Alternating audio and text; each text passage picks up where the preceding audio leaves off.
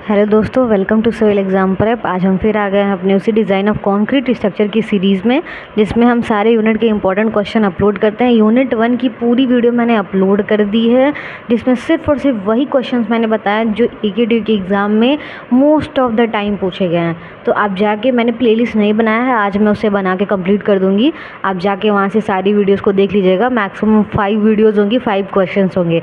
तो अगर उस 5 क्वेश्चन से आपका 20 नंबर भी आता है तो फार इनफ है। तो आप जाके एक बार पढ़ लेना। यूनिट 2 में ऑलरेडी मैंने एक वीडियो अपलोड की है कॉलम का। कॉलम में मैं आपको बता दूँ 3 तरीके के हैं। बी में 5 से 6 नंबर का इसलिए क्योंकि उसमें 2 है, सिंगली और डबली। उसमें भी 2 तरीके के हैं, एक लिमिट स्टेट मेथड भी है, तो इसलिए उसमें 5 से 6 वीडियो अपलोडेड है। लेकिन कॉलम में सिर्फ 3 वीडियो मैं अपलोड करूँगी, और ये 3 टाइप के अलावा कोई क्वेश्चन कॉलम का नहीं आता है। वो 3 टाइप में से एक ऑलरेडी मैंने सिंपली शॉर्ट कॉलम का बता दिया है। ये दूसरा क्वेश्चन है जिसमें हेलिकल रिइंफोर्समेंट, हेलिकल का मतलब जो लैटरल होती है, डीएनए अगर आपने देखा होगा, तो उस टाइप के जो रिइंफोर्समेंट होते हैं वो जो कॉलम में लगते हैं, तब उसमें हम कैसे डिज़ाइन करेंगे कॉलम को, क्या सरिया लगेगा, क्या लोड पड़ेगा, क्या इसेंट्रिसिटी होगी, क्या स्पेसिंग देंगे, क्या नंबर ऑफ बार यूज़ करेंगे, उसका डाया कितना रखेंगे, ये सारी चीज़ें निकालते हैं। तो ये दूसरा टाइप है हमारा कॉलम का। इसके अलावा एक और टाइप है जिसमें कुछ रेस्ट्रिक्शंस लगा के पूछता है क्वेश्चन में। तो ये 3 टाइप अगर आप यूनिट 2 में कॉलम के पढ़ लेते हैं तो 20 मार्क्स आपसे कहीं नहीं जाएंगे, क्योंकि सेक्शन बी में भी एक क्वेश्चन आता है कॉलम का और सेक्शन सी में भी आता है। तो चलिए देखते हैं कि हमारा क्वेश्चन क्या कह रहा है। तो क्वेश्चन में लिखा है कि design a short column to carry N axial load of 1000 kilo Newton, use M20 concrete and Fe415 steel using helical reinforcement. जो आपको पहला क्वेश्चन मैंने बताया था उसमें नॉर्मली शॉर्ट कॉलम डिज़ाइन करने के लिए लिखा होता है, लेकिन इसमें स्पेशली बोल दिया है कि हेलिकल यानी कि स्पाइरल हेलिकल रिइंफोर्समेंट के लिए डिज़ाइन करिए कॉलम को। सबसे पहले जो गिवन डेटा है हमेशा वो लिखते हैं। तो चलिए इसमें देखते हैं क्या क्या गिवन है हमारे पास। एक्सियल लोड दिया है हमारे पास 1000 किलो न्यूटन, वो हमने लिख लिया। FCK की वैल्यू दी है, क्योंकि कॉन्क्रीट की ग्रेड 20 है तो 20 न्यूटन पर mm स्क्वायर। FY स्टील की ग्रेड दी है 415, तो 415 न्यूटन पर mm स्क्वायर। यहाँ तक हो गया।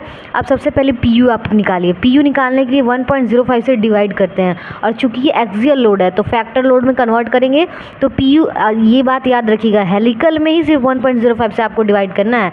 शॉर्ट कॉलम नॉर्मल कॉलम रहेगा तो उसमें सिर्फ आपको 1.5 से कन्वर्ट करना होता है, क्योंकि एक्सियल लोड दिया और आपको फैक्टर्ड लोड यूज़ करना होता है। ठीक है, ये बात मेरी याद रखिएगा। इसको सॉल्व करेंगे तो आपके पास आएगा 1428.57 किलो न्यूटन। PU है तो किलो न्यूटन में हमने लिख दिया, लेकिन याद रहे जब हम इसको क्वेश्चन में पुट करेंगे फॉर्मूले में तो इसको न्यूटन में पुट करेंगे, क्योंकि सारी डायमेंशन mm में दी हुई है। ठीक है, अब देखते हैं पहला हमारा स्टेप क्या है। अज्यूमिंग दैट, पहले हम इसेंट्रिसिटी निकालेंगे। ठीक है, तो इसेंट्रिसिटी मतलब ये एक फॉर्मूला होता है, मतलब ये एक आपका क्राइटेरिया होता है, इसमें पास होना चाहिए तभी आपका कॉलम जो है वो ओके कहलाएगा, अप्रूव कहलाएगा। तो सबसे पहले क्या करेंगे, अज्यूम करेंगे कि हमारा ई मिनिमम जो है वो लेस देन है 0.05 डी से, और ये हर कॉलम में अज्यूम किया जाता है। तो PU का जो फॉर्मूला होता है, PU is equal to 0.4 FCK into AC plus 0.67 FY AS। ये AC और AS दोनों अलग अलग हैं, ये कॉन्क्रीट का एरिया है और ये स्टील का एरिया है, याद रहे। तो अब क्या करेंगे, सारी वैल्यूज़ हमारे पास दी हुई हैं, हमें निकालना है एरिया ऑफ ग्रॉस सेक्शन का एरिया निकालना है AG। तो AG निकालने के लिए हम क्या करेंगे, जो ये हमारा AC दिया हुआ है, ठीक है, तो AC इज इक्वल टू क्या होता है, पहले ये हम ये निकालेंगे, AC को कन्वर्ट करेंगे AG माइनस AS में।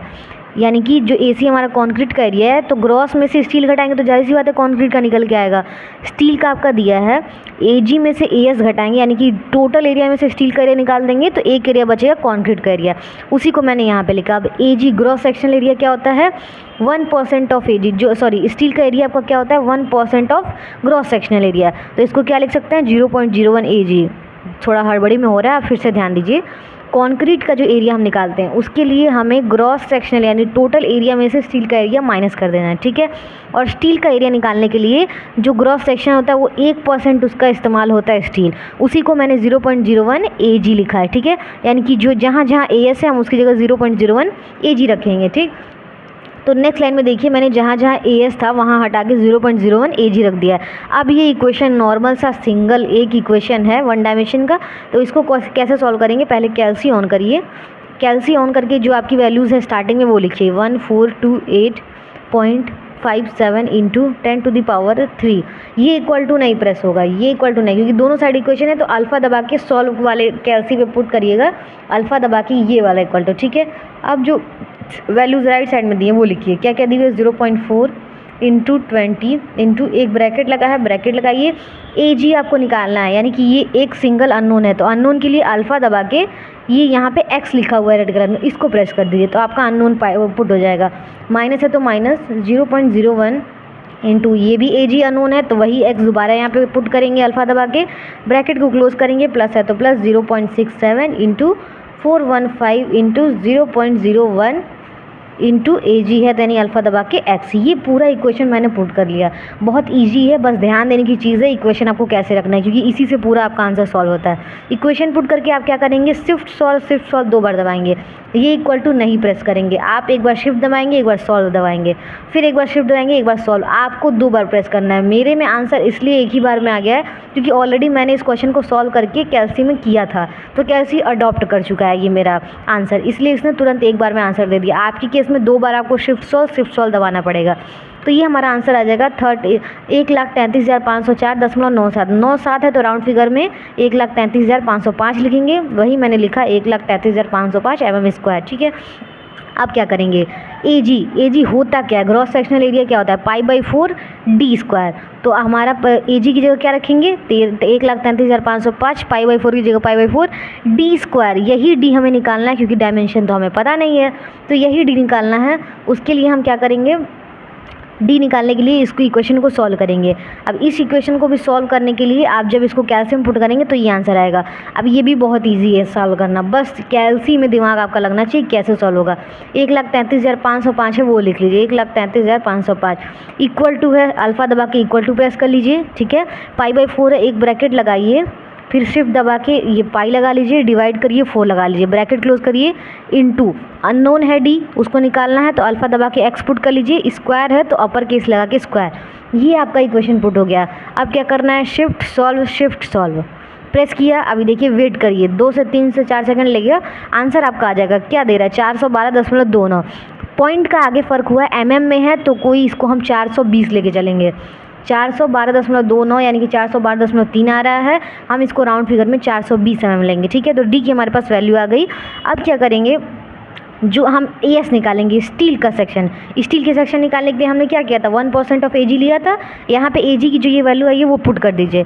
जब उसको पुट कर देंगे तो 0.01 इंटू 1,33,505 सॉल्व करेंगे तो 0.01 है, यानी कि यहाँ पे 2 अंक के पहले दशमलव लग जाएगा, mm²।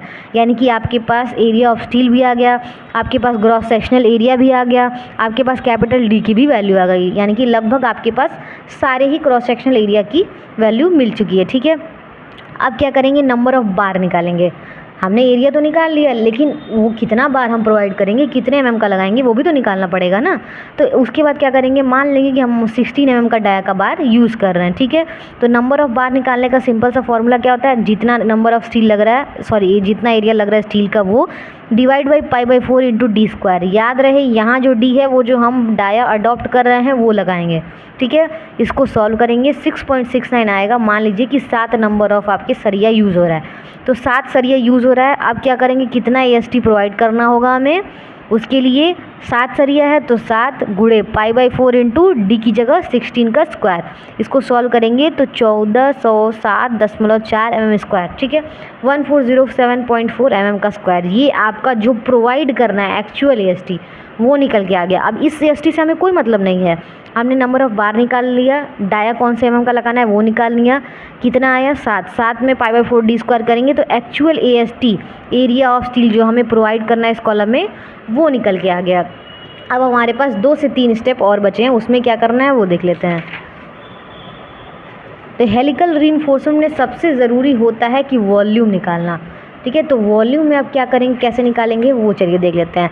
ये एक फॉर्मूला होता है, ये हर कॉलम में, चाहे वो हेलिकल हो, नॉर्मल कॉलम की बात नहीं कर रही हूँ, चाहे हेलिकल हो, चाहे स्पाइरल हो, चाहे आपका रेस्ट्रिक्टेड हो, सब में ये एक स्टेज, ये स्टेप ज़रूर लगेगा, अप्लाई ही होगा। ठीक है, तो ये एक डायग्राम बनाइए जिसमें आपका ये पूरा आपका दिख रहा है सर्कल कॉलम का, ये अंदर जो प्रोवाइड है इसमें ये छोटे छोटे जो दिख रहे हैं वो सरिया हैं। ठीक है, 420 mm आपने निकाला। ठीक है, 420 mm आपके पास टोटल उसकी डायमीटर थी। अब क्या है, 40 mm का हम यहाँ पे ये सरिया, यहाँ पे 40 mm का जो बाहरी आउटर रिंग है वो 40 mm का उसमें सरिया प्रोवाइड हुआ है। ठीक, तो अब डायमीटर ऑफ हेलिक्स कैसे निकालेंगे, डायमीटर ऑफ हेलिक्स निकालने के लिए 420 mm, ठीक है। अंदर का डाया, ये डाया हमें निकालना है।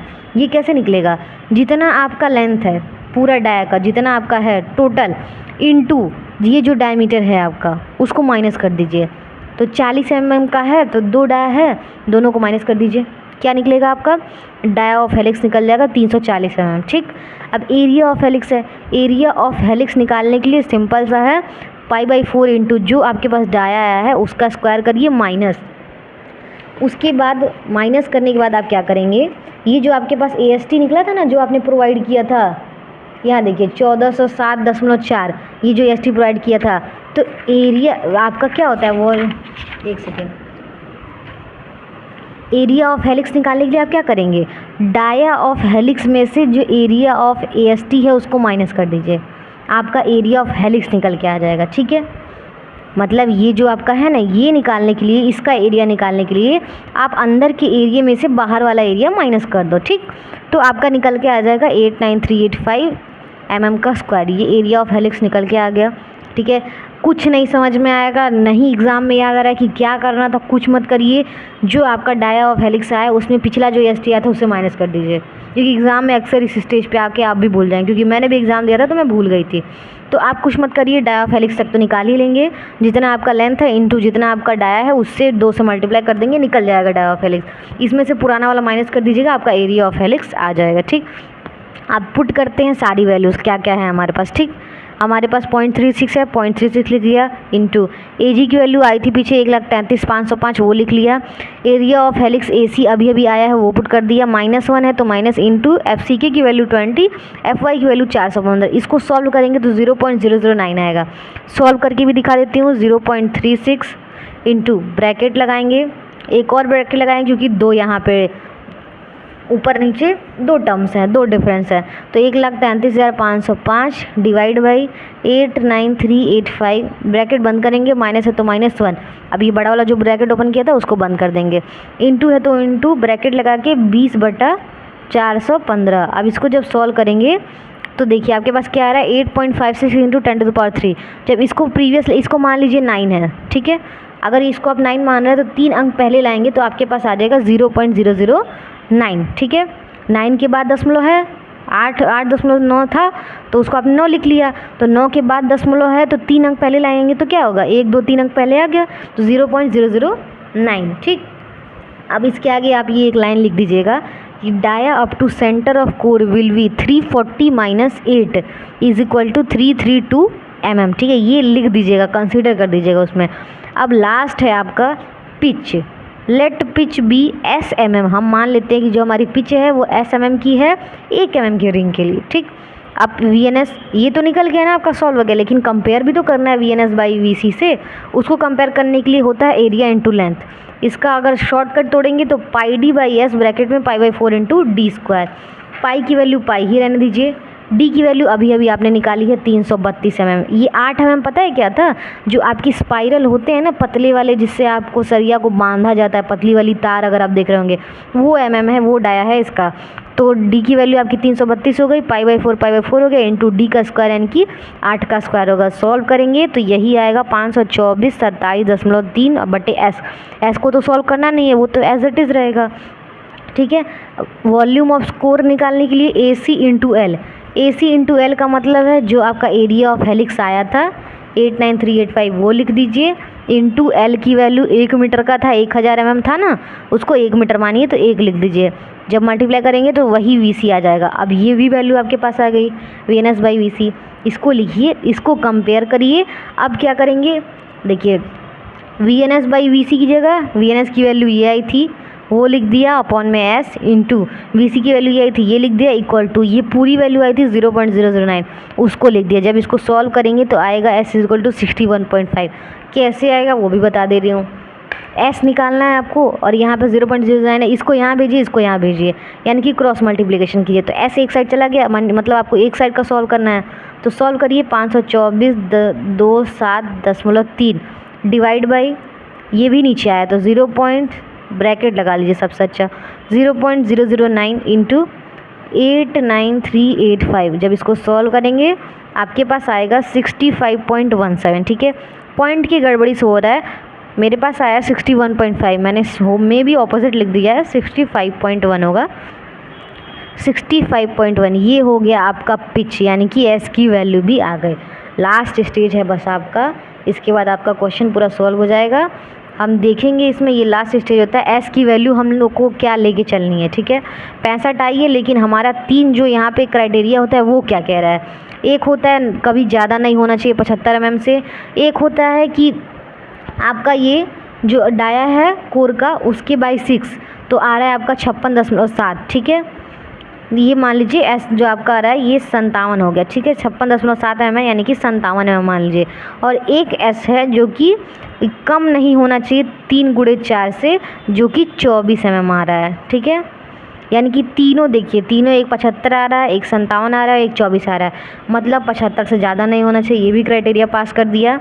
फिर आपका जो है 340/6 से ज़्यादा होना चाहिए, 57 से ज़्यादा, यानी कि ये भी क्राइटेरिया पास कर दिया।